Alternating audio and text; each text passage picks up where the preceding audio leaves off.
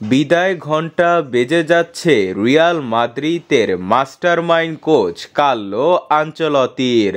আর আনচেলত্তিকে বাদ দিলে 90% সম্ভাবনা আছে কার্লো আনচেলত্তি টু ব্রাজিলের ডিলটা হওয়ার। তবে জনপ্রিয় সংবাদ মাধ্যম স্কাই স্পোর্টস দাবি করেছে, যদি রিয়াল কার্লো আনচেলত্তিকে স্যাক না করে তাহলে 27 তারিখ হতে যাওয়া কোপা দেল রের ফাইনালের হারের পর তিনি নিজ ইচ্ছায় রিয়াল ছেড়ে দিবে।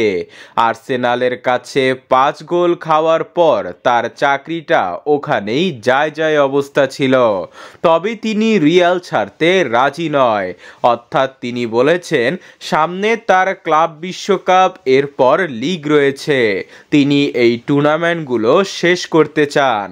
তবে রিয়াল যদি তাকে ছেড়ে দেয় তাহলে ব্রাজিলের অফারটা তিনি লুফে নেবেন, কারণ তাকে পাওয়ার জন্য উঠে পড়ে লেগেছে সিবিএফ। যে কোনো মূল্যেই তাকে চায় ব্রাজিল। রিয়াল ছাড়ার পর তার কাছে ব্রাজিল ছাড়া আর কোনো পথ নেই।